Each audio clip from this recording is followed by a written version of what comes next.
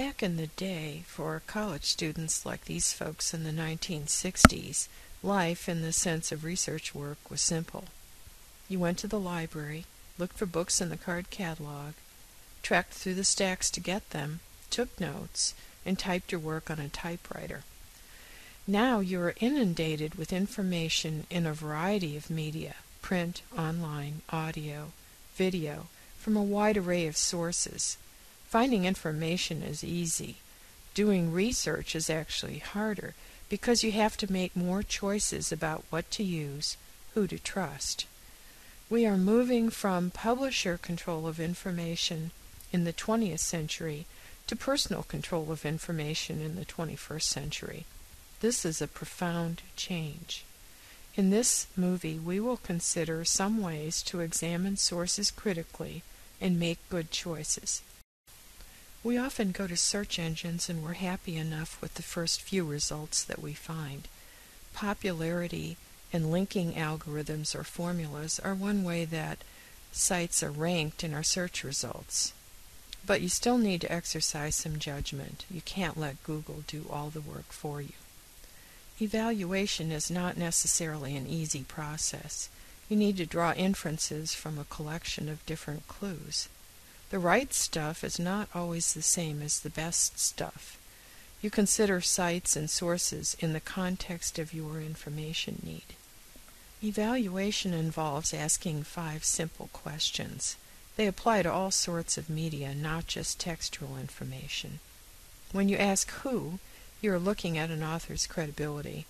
What refers to the content. Is it biased? Is it accurate? When refers to the currency of the information provided. Where considers recognition of the site by others. Why is an important question. What is the primary purpose of the site? Does it advocate for a cause or simply inform?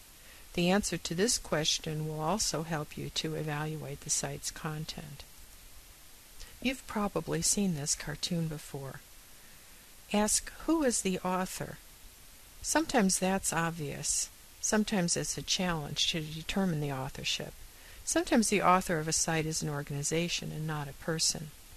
Content is provided by many different people who work there. The About Us link on a site often provides more information. You also need to ask, what credentials does this author have to write about this topic? Here's an example. This site is from the Columbus Metropolitan Library. You can look for a copyright statement on the page to determine who is responsible for the content, and you can follow the About Us link for more information. Here's another example. This site is called Truth Out. Try to find the link on this screen that will tell you more about the authors. When you click it, the movie will continue. When you ask why, you're asking what is the primary purpose of this source. Sometimes you can make a rather quick judgment. Where it gets confusing is when an advocacy organization, such as Sierra Club, provides a large library of reports and publications. Then it's necessary to look a bit more closely at what's there. Another question to consider. Should you avoid using information from advocacy sites? Why or why not? Let's look at another example. This site is called Americans for Non-Smokers' Rights. Does the name give you a clue about its purpose? As the highlighted text shows, this is a lobbying organization, so they are advocating for a cause. Let's review some of the information shown under Key Studies. Here's a study that was published in a respected scholarly journal. Here are more studies that were selected because they support the views of this organization. This research can be useful, but you should remember that other points of view may not be represented here. What does this cartoon tell you? One answer is that we see each other through our own filters. It's important to recognize our own bias and try to look at other points of view. One writer has said, most of us have biases, and we can easily fool ourselves if we don't make a conscious effort to keep our minds open to new information. Psychologists have shown over and over again that humans naturally tend to accept any information that supports what they already believe, even if the information isn't very reliable. And humans also naturally tend to reject information that conflicts with those beliefs, even if the information is solid. These predilections are powerful. Unless we make an active effort to listen to all sides, we can become trapped into believing something that isn't so and won't even know it.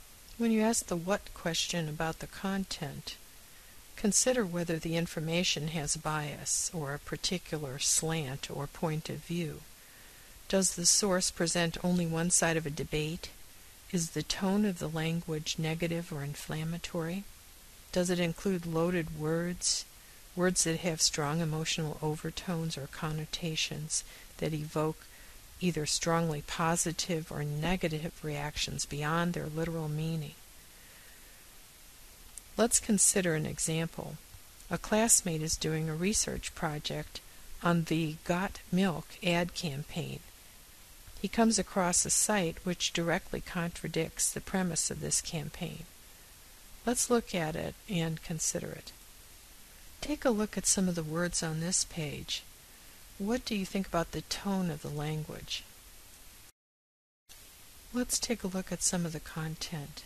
Here's some information on links between milk and breast cancer.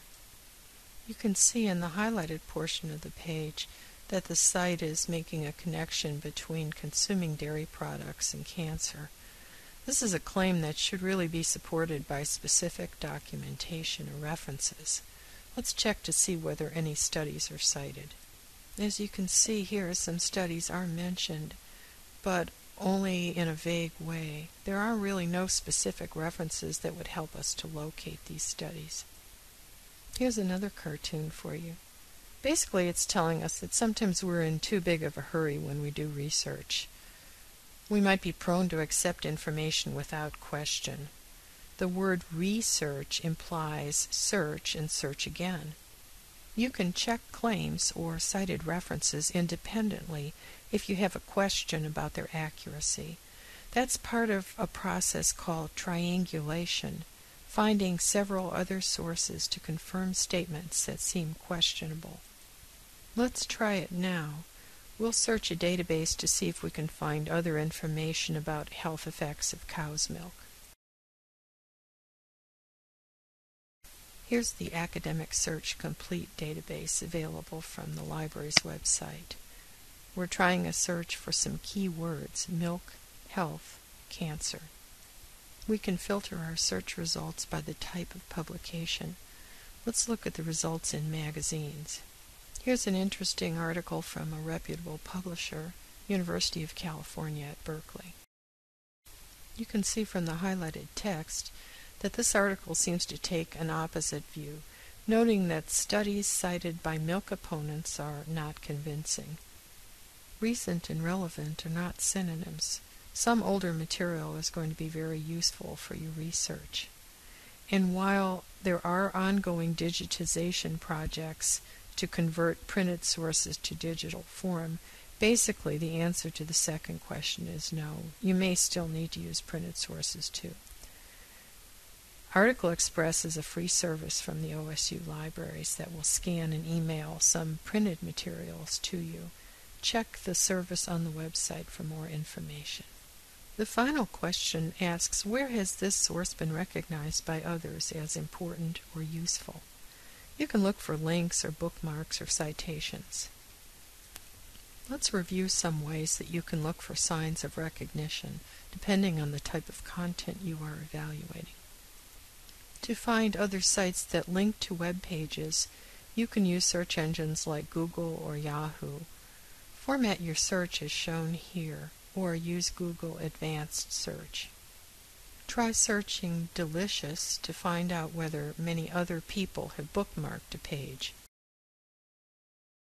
Technorati can help you determine the authority of a blog. Finding out whether a journal article has been cited or recognized by others is a bit more complex. Some approaches are described in this tutorial. Here's a short quiz to test your knowledge. Follow the directions on the screen. If you don't want to take it, click the skip button. We're at the end of the movie. I hope you learned something about evaluating sources today. If you need to see the movie again, use the controls at the top of the screen.